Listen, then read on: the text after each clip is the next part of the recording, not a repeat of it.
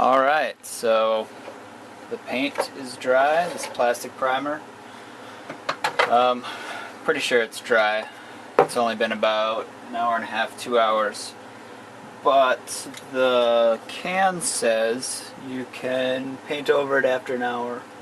Where is it? Top coat, anytime after an hour. Usually I like to let things sit for 24 hours between coats, but I don't feel like taking a week to do this right now. And I haven't had any problems. There are other paints though, if it says specifically let it sit for 24 hours or 12 hours, definitely let it dry, because if you've got too many undercoats that are still wet or tacky and the stuff on top is drying, you'll end up getting some weird stuff happening. Like the top coat will crack, or the whole surface will be gummy and tacky and it'll never dry. So I'm going to find, these are both Krylons, I'm going to see if I have a Rust-Oleum black. Rust-Oleum, probably not. Yes? No. No. That's metallic. Nope. Screw it. The other thing you want to try to do is get all the same brand paints, so you know that they're not going to have any strange side effects of if you've mixed Krylon on top of Rust-Oleum. I pretty much just stick to these two brands. And I've put Krylon on Rust-Oleum and Rust-Oleum on Krylon before and haven't had too many problems. So if you're buying materials for this, try to get Rust-Oleum plastic primer and a Rust-Oleum flat black. This one's a satin black. It's not going to matter too much. You just don't want to get a gloss, flat or satin. Well, I don't know, I should probably use this one. It's got almost empty. Probably finish it. Alright, let's see what's in there. There we go. So this is that part I was talking about where it's probably, I don't know, it's coating alright.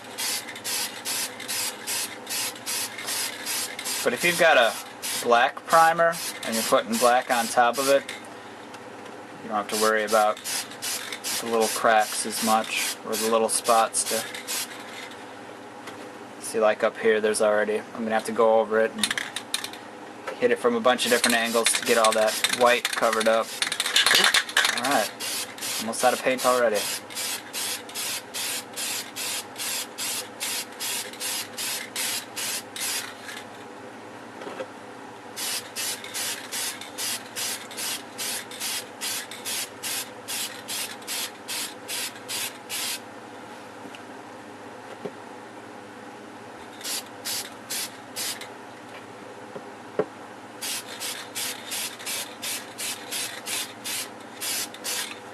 Alright, so there's that. Let's see if I can find that stick I just had.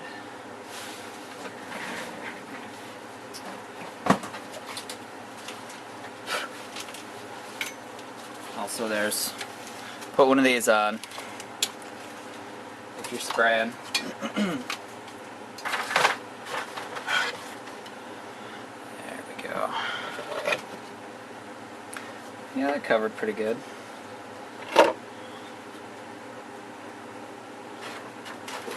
The nice thing about these flats and satins is that they dry pretty fast. So I will probably only let this dry for maybe half an hour. And then I'll start doing latex. Or I might just go run some errands and do it in a couple hours. I don't know. Whoops.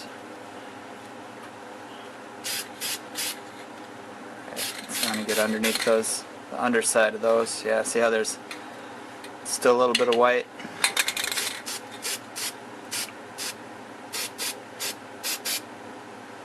That looks pretty good.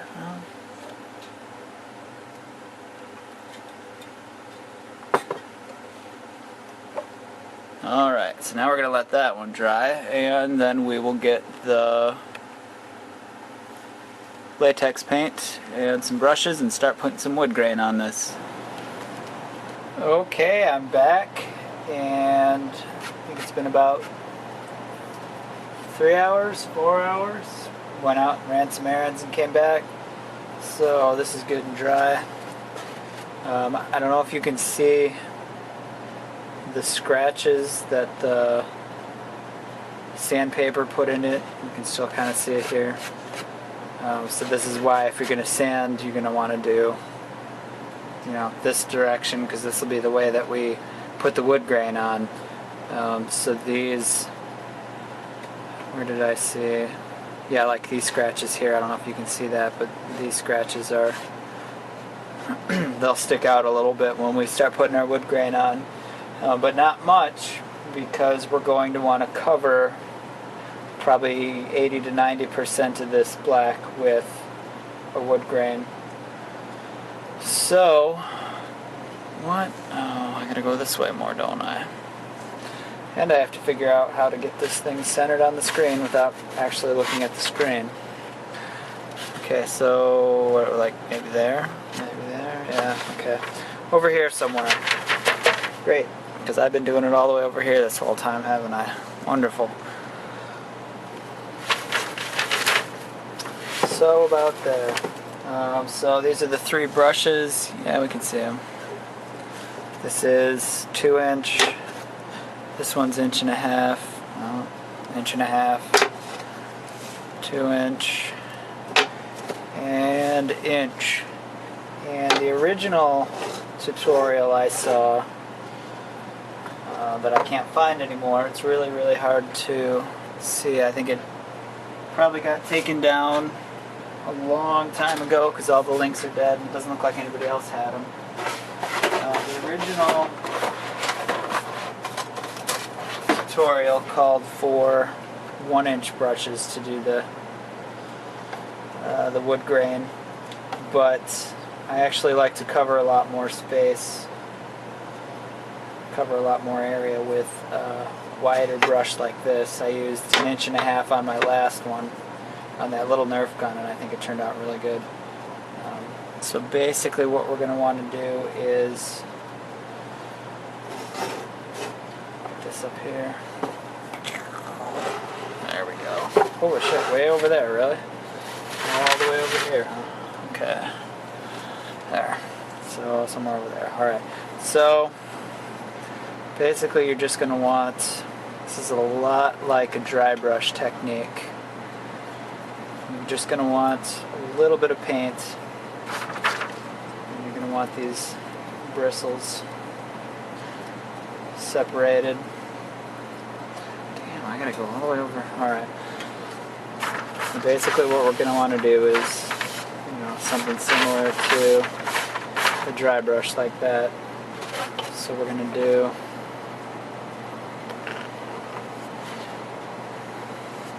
just like that. And this way I'm covering a lot of area with one brush instead of a lot of little passes with a 1-inch. But you'll want to keep the wood grain flow the same. You don't want to go across this way or, at a funky angle. And just get a little bit more. Blah.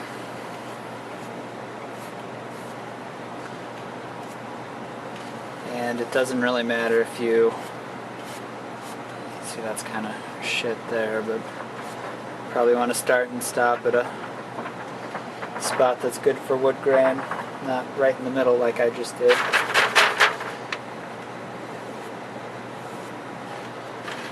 But this is alright. Yeah, see how that crosses there? That's probably not a good idea. Get it all to see if you can get it all to flow the same way. And it's not a problem right now. Like, this doesn't all have to look like perfect wood grain, and you'll see why in a second.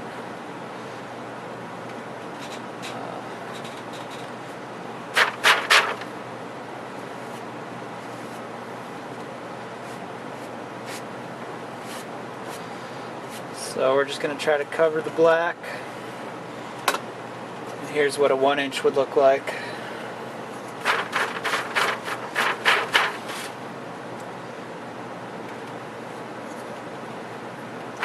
Go a little heavier than that.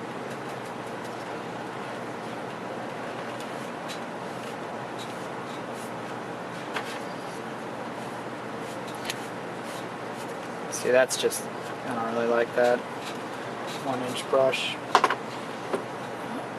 Oh, that's, what is that, too high? Oh, great, okay.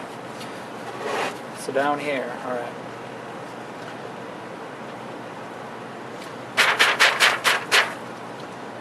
So we want to kind of get like a, oh, that's better. But you can see how the black underneath in these ridges here is going to stay black, and that's what we want. Something similar to a dry brush technique.